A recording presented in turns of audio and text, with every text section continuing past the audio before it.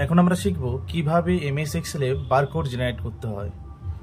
তো আমি চলে যাচ্ছি এমএস এক্সেলে। এখানে বেশ কিছু প্রোডাক্ট আইডি লিখে নিয়েছি, আর এইদিকে বারকোডের ঘরগুলো আমি ব্ল্যাঙ্ক রেখেছি। তো এখানে টাইপ করে নেব equals double inverted comma অ্যাস্টেরিক double inverted comma and এখন সিলেক্ট করে নেব প্রোডাক্ট আইডি একটি,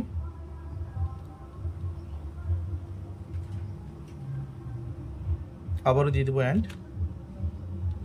ইনভার্টেড কমা দিলাম, অ্যাস্টেরিক দিলাম, ইনভার্টেড কমা ক্লোজ করলাম, এন্টার বাটন প্রেস করলাম। এরপর ফিল হ্যান্ডেলে ক্লিক করে ড্র্যাগ করে নেব বাকি প্রোডাক্ট আইডিগুলোর ক্ষেত্রে। এরপর চলে যাব ফন্টে গিয়ে চুজ করে নেব C39HR-P2 4DHTT এই ফন্টটি। এখন দেখতে পাচ্ছি এখানে বারকোড জেনারেট হয়ে গেছে। এবার আমি একটু ফন্ট সাইজটা বড় করে নেব যাতে ক্লিয়ারলি দেখাতে পারি আমি। ওকে, প্রত্যেকটি প্রোডাক্ট আইডির করে বারকোডটি জেনারেট হয়ে গেছে।